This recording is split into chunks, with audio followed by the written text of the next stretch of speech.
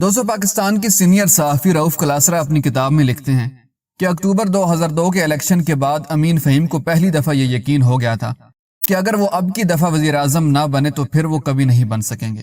اس سے بہتر موقع ان کی زندگی میں نہیں آ سکتا تھا۔ پیپلز پارٹی قومی اسمبلی کے انتخابات میں پاکستان مسلم لیگ کاف کے بعد زیادہ سیٹیں لے چکی تھی۔ پاکستان مسلم لیگ کاف کو ہاؤس میں زیادہ اکثریت نہیں مل سکی تھی۔ حکومت بنانے کے لیے ضروری تھا کہ جنرل پرویز مشرف پیپلز پارٹی کے ساتھ ایک نیا سیاسی اتحاد تشکیل دیں۔ اگر پیپلز پارٹی اس اتحاد میں شریک ہونے سے انکار کرتی تو پھر جنرل مشرف کو پارلیمنٹ توڑ کر نئے سرے سے الیکشن کرانا پڑتے۔ یہی وجہ تھی کہ جنرل پرویز مشرف ہر قیمت پر پیپلز پارٹی کے ساتھ اتحاد کر کے امین فہیم کو وزیر اعظم بنانے پر تیار ہو گئے۔ اب صرف بے نظیر بھٹو کی ایک چھوٹی سی ہاں کی ضرورت تھی۔ بے نظیر بھٹو نے امین فہیم کو لندن بلا لیا تھا۔ اس ملاقات میں یہ طے ہونا تھا کہ بے نظیر بھٹو امین فہیم کو وزیر اعظم بنانے پر تیار تھیں یا نہیں۔ دوستو، لندن جانے سے قبل ISI کے افسران کے ساتھ امین فہیم کی ملاقاتیں بڑھ گئی تھی۔ ایک مرحلہ تو یہ بھی آیا کہ ان مذاکرات میں آصف علی زرداری بھی شامل ہو گئے اور اس وقت کی DG ISI general Ehsan ul-Haq اور deputy DG ISI major general Ehtisham Zamir کے ساتھ خفیہ ملاقاتیں شروع ہو گئیں۔ ایک رات امین فہیم آصف زرداری کو پمز اسپتال کے کمرے سے اس طرح چوری چپکے ISI کے جرنیلوں سے ملانے لے گئے کہ سیکورٹی پر تعینات گارڈز کو بھی کانوں کان خبر نہ ہوئی۔ یہ ملاقات اتنی خفیہ رکھی گئی تھی کہ اس کا بے نظیر بھٹو کو بھی علم نہیں تھا۔ کسی کام سے بے نظیر بھٹو نے آصف زرداری کو واشنگٹن سے کال کیا تو ان کا فون بند ملا۔ ایک دو اور لوگوں سے بی نے پوچھنے کی کوشش کی تو بھی انہیں کامیابی نہ ہوئی۔ بے نظیر بھٹو کے اوسان خطا ہو گئے۔ وہ سمجھی کہ جنرل مشرف نے ان کے خامند کو اسپتال سے اغوا کرا لیا اور زرداری صاحب کی جان خطرے میں۔ زرداری صاحب کو اغوا کرا کے جنرل مشرف ان پر اپنی مرضی کی ڈیل مسلط کرنا چاہتے ہیں۔ اسی پریشانی کے عالم میں بے نظیر بھٹو نے واشنگٹن میں مشہور صحافیوں شاہین صہبائی، خالد حسن، انور اقبال اور دیگر کو فون کر کے آصف زرداری کے اغوا کی خبر دینا شروع کر دی۔ ساتھ میں یہ بھی کہا کہ اگر آصف زرداری کو کچھ ہوا تو اس کے ذمہ دار جنرل پرویز مشرف ہوں گے۔ دوستو، پاکستان میں اس وقت رات کے 12 بج چکے تھے۔ میں ابھی بھی اپنے دفتر میں موجود تھا۔ اچانک میسنجر پر شاہین صہبائی صاحب جو واشنگٹن میں تھے انہوں نے مجھے ہیلو کیا اور بولے، رؤف تمہارے لیے ایک بہت بڑی خبر ہے، اگر تم چاہو تو یہ کل صبح تمہاری لیڈ سٹوری بن سکتی ہے۔ وہ مجھے بتانے لگے کہ بے نظیر بھٹو اس وقت شدید ہراس ہیں کیونکہ آصف زرداری اسپتال کے کمرے سے غائب ہو چکے ہیں اور کسی کو کوئی علم نہیں کہ انہیں کون وہاں سے اغوا کر کے لے گئے۔ میں یہ خبر سن کر واقعی چونک گیا۔ شاہین صاحب سے 2-4 اور ٹپس لی۔ کہیں سے آصف زرداری صاحب کے ساتھ رہنے والے ڈاکٹر قیوم سومرو کا موبائل نمبر لیا۔ ڈاکٹر قیوم سے گفتگو کر کے مجھے احساس ہوا کہ انہیں پتا تھا کہ زرداری صاحب کو کون کہاں لے گیا۔ دراصل بے نظیر بھٹو کو آصف زرداری اور امین فہیم دونوں کے فون بند مل رہے تھے، لہٰذا وہ پریشان ہو گئی تھیں اور جلد بازی میں انہوں نے صحافیوں کو فون کرنا شروع کر دیے۔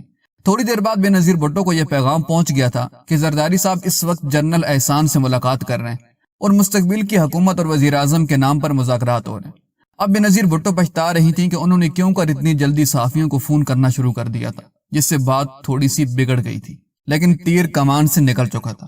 میں نے فوری طور پر اس کی خبر بنائی جو اگلے دن دی نیوز کی لیڈ سٹوری لگی، جس سے عام پبلک اور سیاسی لیڈروں کا احساس ہوا کہ مذاکرات اب بہت سنجیدہ مرحلے میں داخل ہو چکے ہیں، اور اسی لیے آصف زرداری کو ISI کے سیف ہاؤس میں رات کے اندھیرے میں جنرل احسان اور دیگر جرنیلوں سے ملاقات کے لیے لے جایا گیا تھا۔ دوستو، اس ملاقات میں جنرل مشرف کے جرنیلوں نے بے نظیر بھٹو کو یہ فائنل آفر دی تھی کہ وہ امین فہیم کو پاکستان کا وزیر اعظم بننے دیں، چودھری شجاعت کے ساتھ مل کر ایک کابینہ بنائے جس میں پیپلز پارٹی کو بھی حصہ دیا جائے گا۔